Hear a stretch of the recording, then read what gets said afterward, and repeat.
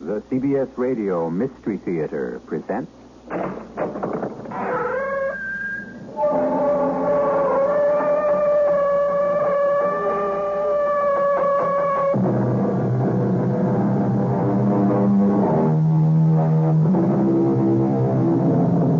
Come in.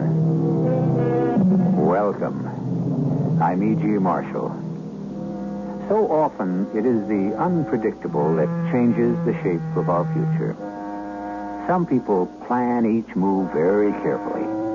Others take life as it comes. But all of us, at one time or another, inadvertently see or hear something that was not intended for our eyes or ears. The darkest of secrets have been shared unexpectedly, and so has the guilt that goes with it. Our story is a case in point. But there's more. Can you always be sure of what you see or hear? You will pay for this. I have done nothing. You have dared to come here behind my back. If you would challenge me, sir, then let it be sword for sword, like honorable men. Too late. Much too late. You have dishonored her, and for that you must die. And now, she shall be next.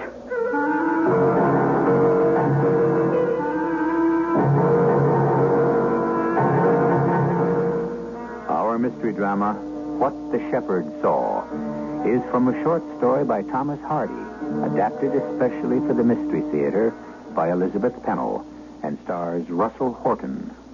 It is sponsored in part by Contact, the 12-hour cold capsule, and Buick Motor Division. I'll be back shortly with Act One.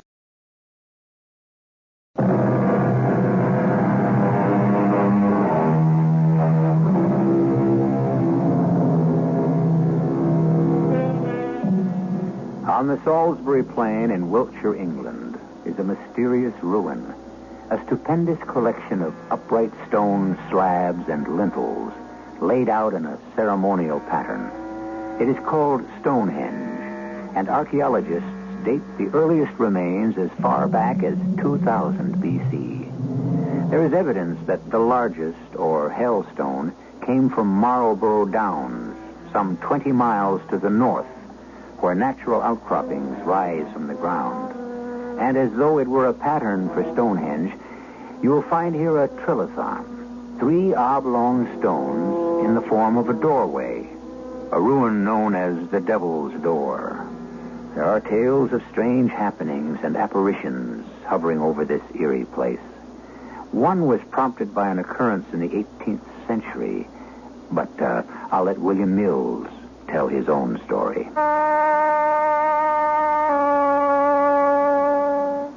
I will be haunted forever by the events of 3 nights which utterly changed the course of my life. For better or worse, I cannot say. True, I have become an educated man, but perhaps I should have remained an ignorant shepherd on Marlborough Down. I hated that place, and yet there is magic in it. The night my tale begins was as cold and clear as only England can be in the last week of December, with a moon that shone bright and hard on the Devil's Door. Each stone had been worn, scratched, split, attacked by 10,000 different weathers.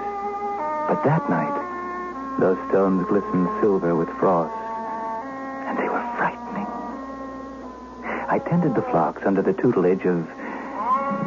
well, he had a name, but we always called him the Old Man. Be ye sleepy?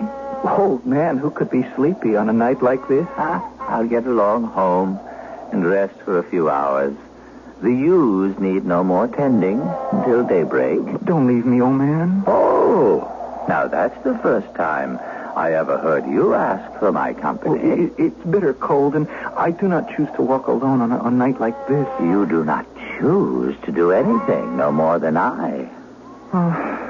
May I at least take refuge in the hut? Aye, it is warmer there, and I left a few coals in the brazier. Thank you, sir. Even though I wish you would stay with me. What's gotten into you, boy?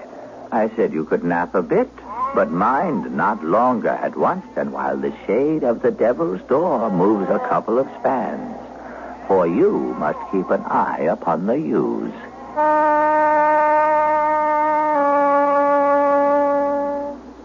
He left me, and I made my way to the hut, a short distance from the devil's door.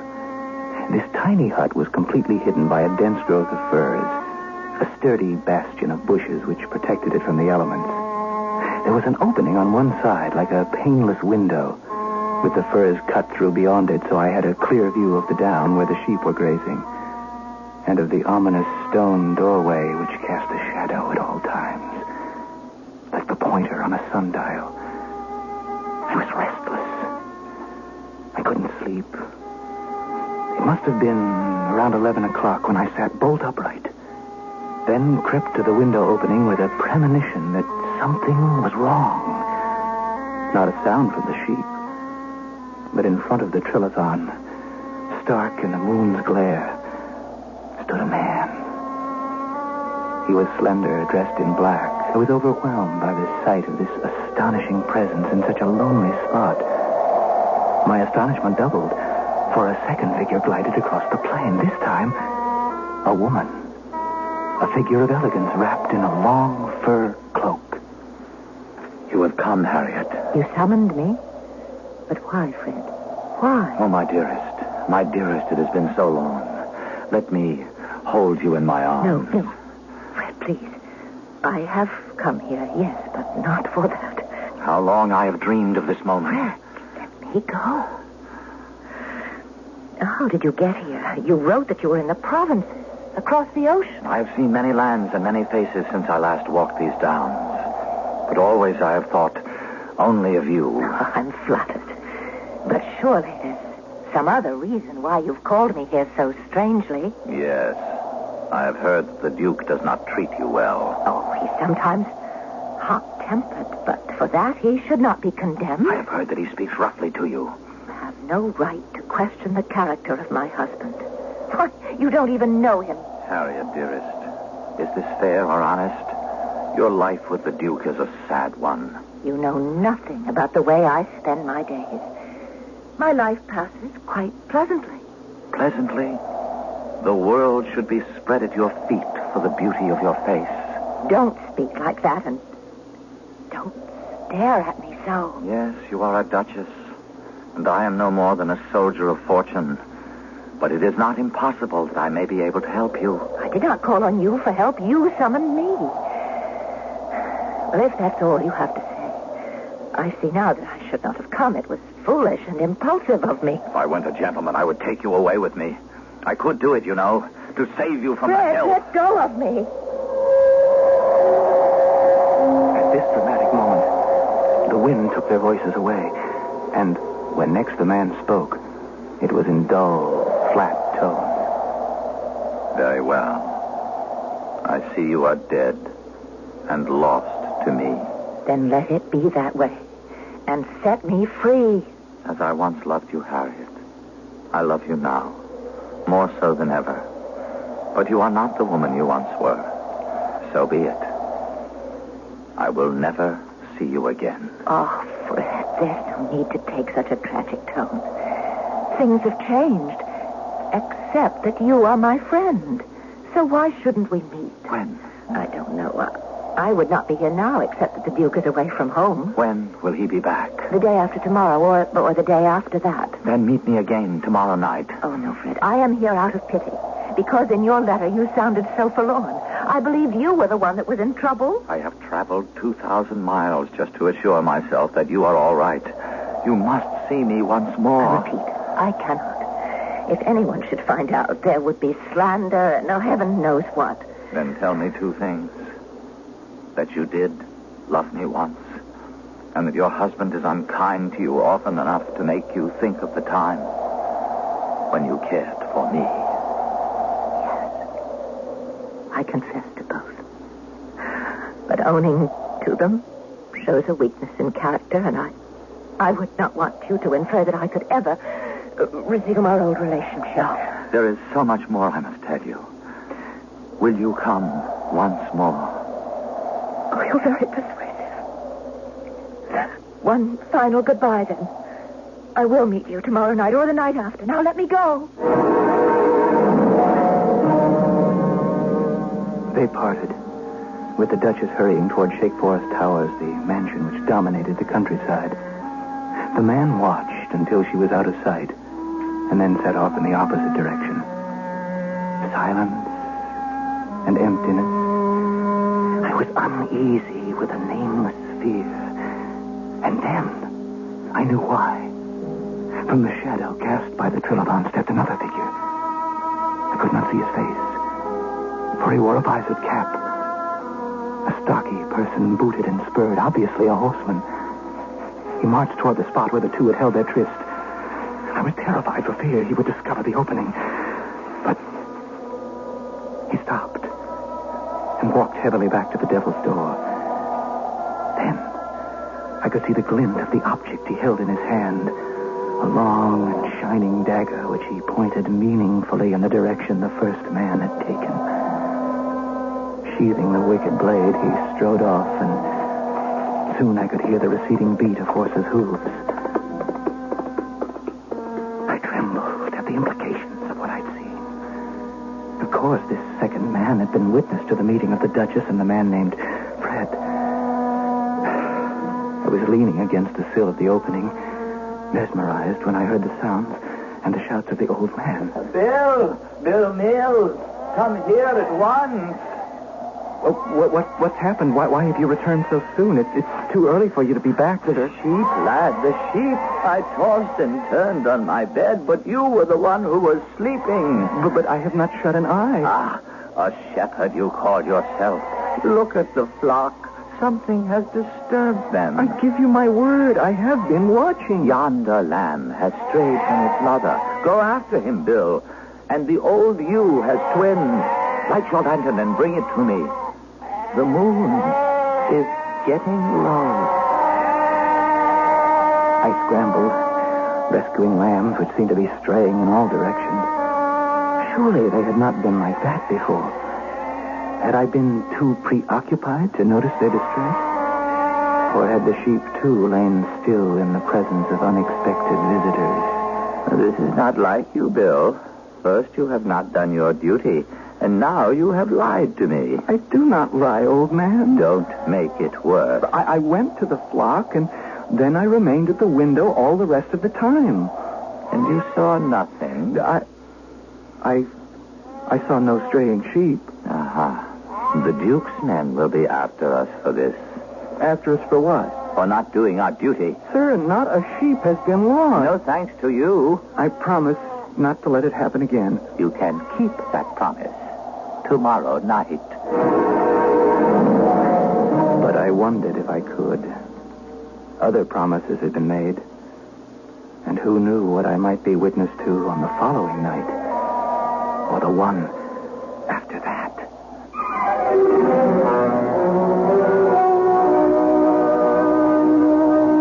Who knows, indeed, what may next take place in the shadow of the Devil's Door. Windswept Marlborough Downs, where only shepherds roam at night, has now become the stage for a drama enacted by three people whom we must learn more about. We'll be there for further developments when I return shortly with Act 2.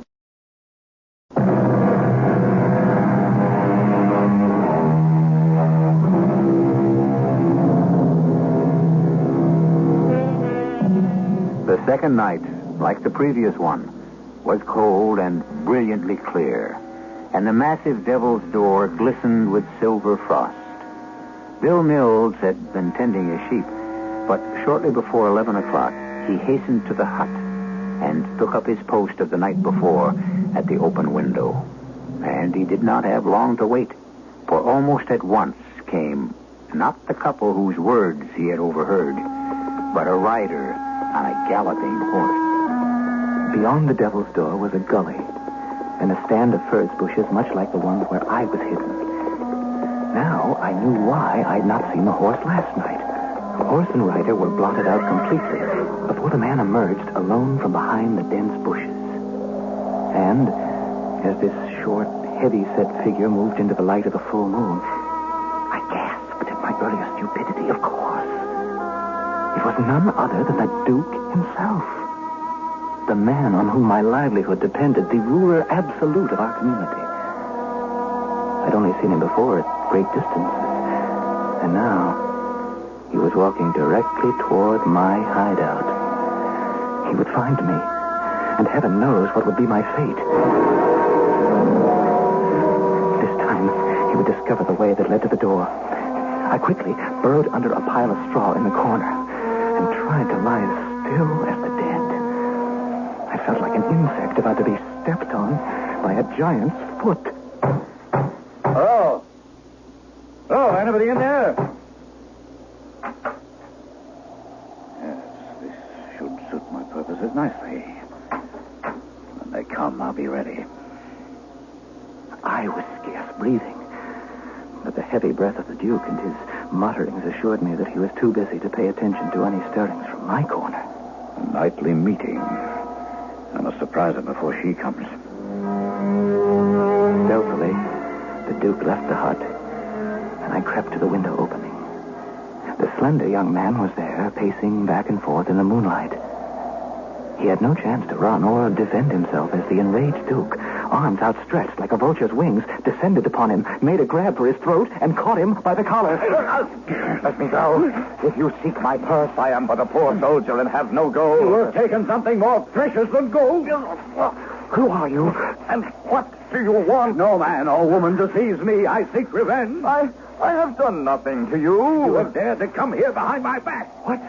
Did she send you to trap me? She shall pay for this as well as you. If you would challenge me, then let it be sword for sword, like honorable men. Wait. You have dishonored her, and for that you shall die the death you deserve. The young man put up a valiant struggle as they skirmished into the furze bushes out of my range of view. But I could hear the awful sound of battle, and finally, the thud of a falling body as the Duke cried triumphantly, "She shall be next." Silence for several seconds. But a bloody dagger was tossed out onto the grass. And then the Duke appeared, dragging the inert body straight through the devil's door and down into the gully beyond. Oh, I knew that the sheep needed tending, but I dared not move. Shortly, the Duke came back to reclaim his weapon. He wiped the blade until the steel glittered wickedly. And should he return to the hut, I knew that dagger would be at my throat. But he paced back and forth by the trilithon, stopping often to glance in the direction of Shake Forest Towers. After what seemed like hours, but could have been no more than 30 minutes, the Duke returned to the hollow, and sometime later came back, leading his horse, which he mounted slowly and rode away.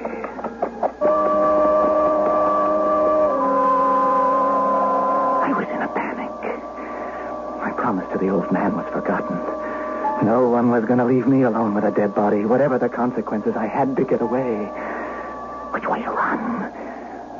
Impending disaster made me follow the Duke. And soon I'd taken a shortcut, which brought me up to the very gates of his estate. I crouched in the bushes and stared in fascination. For there, at the portal, stood the Duchess in her long fur cape. The Duke's horse was approaching. Ah, my dear, you have come. And what are you doing here at the gates? I came to welcome you. I wasn't expected till tomorrow. I was at the turret window, and I saw your horse far out on the downs. Why are you up so late if you thought I would not return until tomorrow? I couldn't sleep because something very strange has happened. There's no question that something has happened. Let us go inside. I have a score to settle with you. No, please. You must listen to me. And it's such a perfect night. A perfect night for meeting? Of course, and here you are. My dear husband, home just in time to help me solve a troublesome problem. Very well. A few minutes more or less won't matter now. But it's really serious. My cousin, Fred Ogborn, Captain Ogborn as he is now, was a great admirer of mine when he was a boy. My dear, you have far too many admirers. We were children who played together. I was 6 years older. He was absurdly fond of me. I had not seen him for many years, and I'd quite forgotten about those old times. Then why must you bring it up tonight, of all nights? Why? Because of what has happened. The day before yesterday, I received a mysterious note. It came from Fred. He begged me to meet him at once. What he had to say in his note frightened me out of my wits. He threatened you? No. He recalled our early friendship. And then he wrote something like this. If my life and future are of any concern to you at all, I beg you that you will grant me my request. What did the man want? He requested that I meet him at 11 last night by the Druid Stones and Marbury Downs. He dared ask you to go there alone? Well, the tone of his letter was so distraught, I thought I had... Only a fool would answer such a request. And besides, I don't believe what you're telling me. They walked almost beyond the range of my hearing, and I was hanging so closely on every word that I must have become careless. For the Duke broke off suddenly and looked in my direction. What was that? It's only Hero. Oh, yes, he's rubbing down. I'll call the stable boy and we'll go into the house. Well, wait, no, dearest, not yet. I must explain to you what I've done. I know perfectly well what you have done. You've deceived me. My Lord, I have never deceived you. You went to this man at night and alone. But I had to. You were not here. You would have shown me this letter if I had been here? Well, of course, my dearest. And you've not heard the rest of it. Well, go on. He said that his entire happiness depended upon seeing me again. And you were all too willing to believe him. Well, of course I believed him. This is too much. The hour is late and I'm weary. Dearest, let me talk a moment more. I'm still too keyed up to sleep, even though I feel safe now with you beside me. Your safety is something you should have thought of long before. You're quite right. I think it took courage for me to go alone to meet my cousin, don't you? Courage is scarcely the word I would use. He was so changed. A full-grown man and an officer. And no doubt attractive. And he behaved so badly. What he wanted of me, I don't know even now. You don't know? Don't be angry, my lord. I went there to help him. And so you fell into his arms. Oh, how can you imagine such a thing? His manner was disgraceful. I held out my hand. He grabbed me around the waist. I was at his mercy. I protested until he calmed down. And then he persuaded you Well, he was incoherent. His words were so strange that I knew I should never have come, and I attempted to run away. Why didn't you? Well, I tried. He grabbed me again. I pleaded with him to let me go. And he said he would do so if only I would give him a promise. Oh, what sort of promise? That I would meet him again, either tonight or tomorrow night. So that's where you were going when you said you would come to meet me. Oh, no, my lord. I had no intention of meeting him tonight. How can I be sure of that? He asked me to be there at 11 o'clock. Oh, what the devil are those sheep doing all over the hillside after midnight? They act as though they're frightened. And they're running everywhere. Where's the shepherd? Shepherd! Old man! Where are you? Look, out there. Someone's rounding them up. But it's not the old man. Boy! Your Grace? Come here! Come here! Get these sheep away. I'm sorry, Your Grace. I've never seen these animals up here before. Why are they running all over my hillside? Well, I'm sorry, Your Lordship. I must have fallen asleep. Where do you come from? Over yonder. In which direction? I live over there, beyond the bonfire. It must have been the flames that awakened me. Then these are not the sheep of the old man. Oh, it's the very same, my lady. But he lives down below near the Devil's Door. Tell me, shepherd, do your sheep graze by the Druid Stone? Only when the grass is high. Would you say the grass is high tonight? Oh, no, my lord. Or the night before? No, not then either, my lord. If I don't round up my straying flock, the old man will never forgive me. All right, get these creatures away from here. And I warn you, boy, if you and your old man do not pay more attention to your duties, you'll hear from me. Oh, one moment more. I'd like to question the boy. You are coming with me, and you are coming now.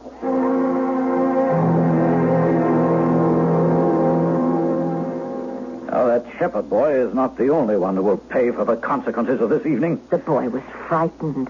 I hoped to question him.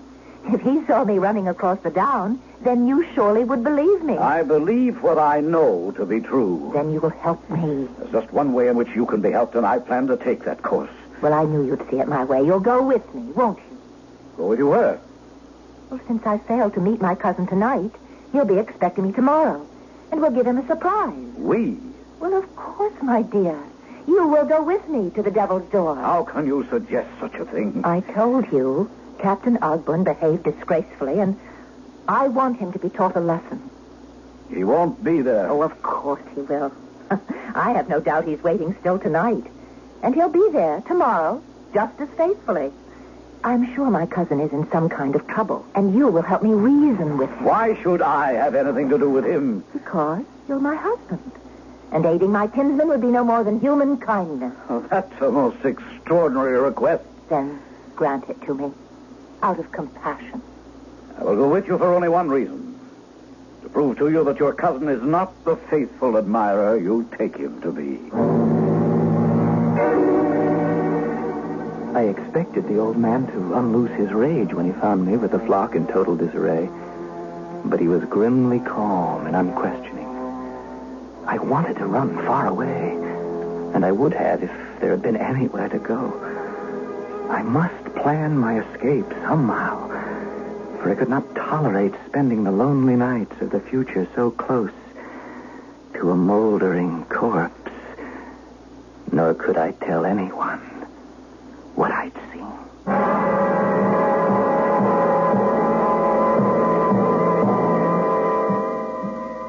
The young shepherd, of course, knows only part of the story. He has already been witness to a clandestine meeting and a crime. He has also heard the Duke vow that his wife will be next. Innocence and guilt do not concern the shepherd. He has been merely the unwitting spectator to a drama. But now, by implication, he fears for his own life.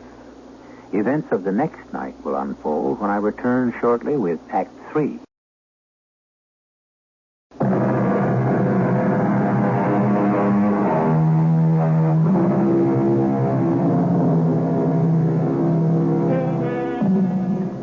Is the Duchess as innocent as she would have her husband believe? And is the Duke a viciously cruel man or only a jealous husband? We have many unanswered questions and another surprise in store for William Mills.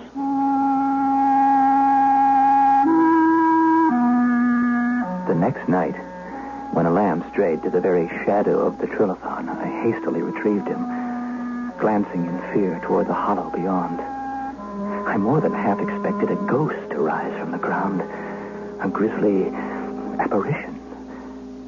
With the lamb in my arms, I was heading for the hut when two figures came into view across the down. There was only one place to hide, in that terrible depression in the ground where the body was hidden. Clutching the small, woolly animal for comfort, I remained on the ground with my eyes closed. They were close enough for me to hear their voices, the Duke and the Duchess. My only thought was of the next bloody deed. If this was to become the lady's burial ground, what would become of me? I do not see him. I told you this is a fruitless mission. Perhaps he's been delayed. The hour is only just past 11. More likely he had no intention of coming. Perhaps he saw us both, and he wouldn't understand why you were with me. I'll come away. I tell you, he is not here. Wait, there is something over there. I saw the bushes. I warn you, we must get away from here. I know someone is down there. Fred? Fred? Don't be afraid. The Duke and I have come to help you. No, stand back. What are you doing? Don't harm him. Fred, come out of the shadows. It's only one of the sheep. No. Fred is down there. Look. Who is there? Come out. Oh, please, Your Grace, I was after a stray sheep. Oh, it's you, boy. Yes, sir. How long have you been there? Well, only just now, my lord. Well, it's the same boy of last night. He's a lying scoundrel. Shepherd boy, have you seen a man here this evening, waiting in the shadow of the Devil's Door? Oh, no, my lady. No one but me and the sheep. A tall man. No, I swear to you, my lady, there's been no one here this evening. You see, Harriet, you'll get nothing from him. Well, I implore you then, let him go. But ask him to keep watch. And then when Fred does come, the boy can give him a message bidding him to come to the towers. I dared not move. And for once, I prayed that the old shepherd would come before morning. I was ready now to tell him everything. I could no longer live with the thoughts that tormented me. A short while later, to my horror, it was not the old man who came across the plain, but the Duke, returning without her ladyship. I know full well you're keeping something to yourself. Now tell me the truth and no harm will come to you. Stop blubbering, boy. That hut over there. It's a good place to hide, isn't it? Well, it gives shelter from the wind on cold nights. And you can see things from there, can't you? What's your name? William Mills, Your Honor, but I'm nobody. Have you seen anything strange these nights you've been watching? Please, Your Lordship, don't hurt me. I will go far away from here. Perhaps this steel dagger will refresh your memory. Did you see anyone or anything that happened here last night? My Lord Duke, have mercy. I have never seen you walking here or riding here or lying in wait for a man or dragging a heavy load or... Well, it is well to know that you have never seen these things. Never, my lord. Never. So which do you choose? A repetition of those same things now? Or to keep a secret all your life? Oh, I promise to keep the secret, my Lord Duke. And what assurance do I have that you can be trusted? I beg your grace. Try me. Very well. Something about you is above the ordinary youth. Perhaps I can make your life easier. Oh, anything. I'll do anything you say, my lord. And you must change this smock for a real cloth jacket. And those thick boots for polished shoes. Oh, gladly. And you shall be taught what you have never yet heard of. And be put to school. And made a man of. I shall obey your every order. Very well. Come here to the Druid stones. And kneel down. Anything you bid me to do, your grace. This was once a holy place. An oath sworn here is doubly an oath. I will swear it, my lord. And say this after me. May all the hosts above, angels and archangels, punish me. May I be tormented wherever I am in living and dying and for always, if I ever speak of what I have seen done on this mulberry down. Amen and amen. Then kiss the stone. I repeated the words and kissed the stone. And that night, I slept in Shake Forest Towers. And the next day, I was sent away to begin my studies in a remote village. For 22 years, I kept my vow. I was a steward now for the Duke. And although I lived alone in a house apart from the towers, one evening, I received a mysterious summons. My destination was a well-kept cottage where I was greeted deferentially and led to a back room. The bed held an emaciated man whose ancient, weather-beaten face looked vaguely familiar. It is you and you alone I would speak to, Bill Mills. Very few people know my name. The time has come for me to set my mind at rest. You have made a mistake, old man. I made a mistake many years ago when they searched so many months for that captain fellow. And all the time, I knew. What did you know? I knew exactly where he was. And so did you. Old man, you are raving. Nay. My mind is clear, and my memory is sharp. That night so long ago, I could not sleep, no more than you. I saw what happened. By the Trilobite? Aye. And when the bloody deed was over, I looked into the badger hole just to be sure. And the body was there for all these years, without a stone to mark the grave. Why did you not come forward? I am but a poor peasant like you, and I could not betray the Lord Duke, my master. Then why do you speak now, so many years later? Because I would free you from spending the rest of your life bearing the burden of this guilty knowledge. Old man, You make it even more difficult. I think not. My voice grows faint.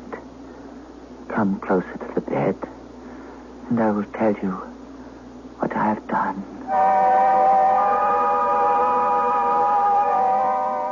After what the old shepherd told me, I could not sleep. My past had opened wide. The long years spent so furtively in spite of creature comforts. Next day, I dared express myself man to the Duke. Never before had I gone so boldly into the library without knocking. My patron had long since lost his heaviness of build. Indeed, he was almost a skeleton.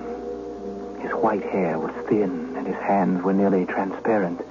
Oh, it's you, Mills. Now, sit down. You look concerned. Old times have come to life. Old times be cursed. To which old times do you refer? That Christmas week 22 years ago when the late Duchess's cousin Frederick implored her to meet him on Marlbury Downs. It was just such a night as this. And I saw that meeting, as you know. She met him once, but not the second time. Mills, shall I recall some words to you? The words of an oath taken? In spite of my sealed lips, the truth will be known. I tell you, I wish to hear no more. No fear of treachery from me. I am a man to whom you have been kind. But tonight, I learned all our caution was to no avail. I did what I had to do to protect my Duchess.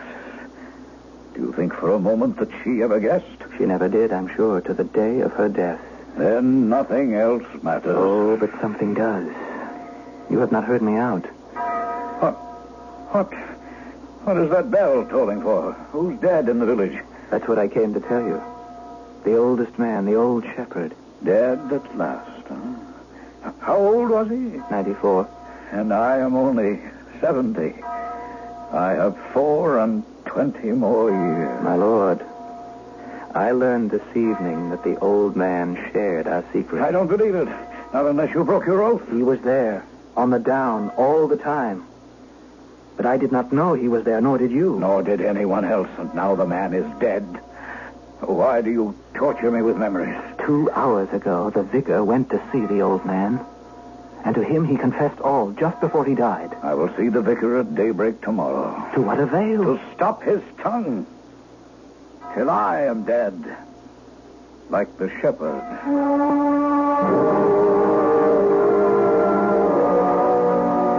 It was 22 years to the night. And for the first time in all those years, I walked over the down to the devil's doorway. As always at that season of the year, the full moon blazed nearly white, and the ancient stones glittered with jewel-like frost. Irresistibly, I was drawn to those massive slabs, the mysterious entry to a long-gone pagan temple. And then, from the direction of Shakeforest Towers, I saw a ghostly figure crossing the plain below. It was the Duke, looking like a sleepwalker, clad only in light dressing gown and slippers. I pulled myself into the deepest shadow, and as he drew near, I knew that he was not asleep. His eyes glittered, and he went purposely to the gully behind the stones. After creeping to the edge, I could remain silent no longer, for the Duke was crouched, inhumanly, digging in the ground. Stop it, my lord. My lord, this is maddening. Then help me, Mills, help me. We must destroy the evidence. I doubt if much evidence is left, but whatever is there cannot be dug with bare hands. Get me a shovel, then, and hurry. My oath does not hold me to this. My orders will be obeyed. Not to the point of desecrating a grave. Then I have a better plan. Replace this earth and be at my gates in 2 hours, prepared for a journey. A journey, my lord? I'm sick to death of your asking questions. Do as I say. I knew my destiny was forever linked with the Duke's, and I must do his bidding. It was near daybreak when I approached the massive portals of Shakeforest Towers. But no horses were waiting. The gate was locked. And then a servant carrying a lantern hurried down the pathway from the house. Oh, Master Mavis, I'm glad you've come. Where are the horses? What horses? Well, his lordship said they would be ready for our journey. Then you don't know of the terrible tragedy. Oh, I've come to meet the Duke. But His Grace is dead.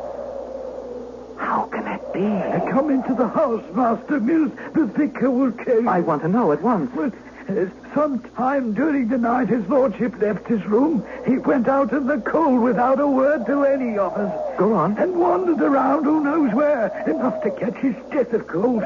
Oh, come, sir, into the house. It's a bitter night. Where is the Duke? On his bed, where they placed the body. Talk sense, man. What has happened? Well, His Grace returned some 2 hours since and climbed into the second story, lost his balance, and fell downstairs.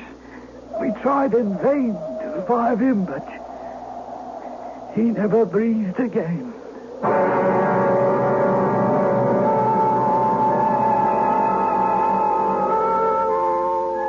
So William Mills was released from his oath and could face the future with a clear conscience. But that's not quite the way it works. Those 22 years had taken their toll, and guilt by implication never really set him free. He lived to only half the age of 94.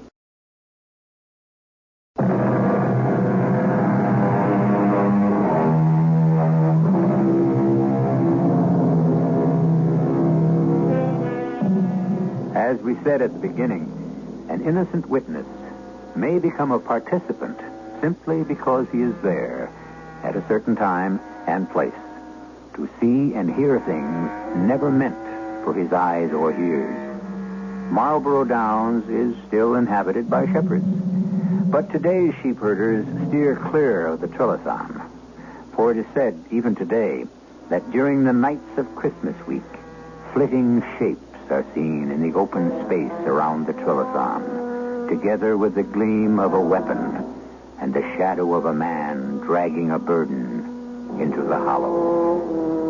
Our cast included Russell Horton, Marion Seldes, Ian Martin, and William Redfield. The entire production was under the direction of Hyman Brown. And now, a preview of our next tale. Can you give us your position? Well, I can try, but with this maze of instruments, I'm not familiar with them. Where are your pilots? Both in a coma. Botulism poisoning. Any chance they'll be out of it within the next hour and a half? Hard to tell. I'd say kind of doubtful. They both were hit so bad it's a toss-up whether they can hold out against respiratory paralysis. And there's no other qualified commercial pilot aboard? That's right. Only guy ever flew anything is me. And then it was just little old one-lung Cherokee prop you flew by the seat of your pants. Well, if you can fly a Cherokee, you can fly a DC-9. You're going to have to teach me, brother. And I sure hope you can in the next hour and a half. Because if you don't tell me how to bring her down, I guess we're just going to head out over the Pacific and drop into the sea. Radio Mystery Theater was sponsored in part by Anheuser-Busch Incorporated, brewers of Budweiser. This is E.G. Marshall inviting you to return to our Mystery Theater for another adventure in the macabre. Until next time, pleasant dreams.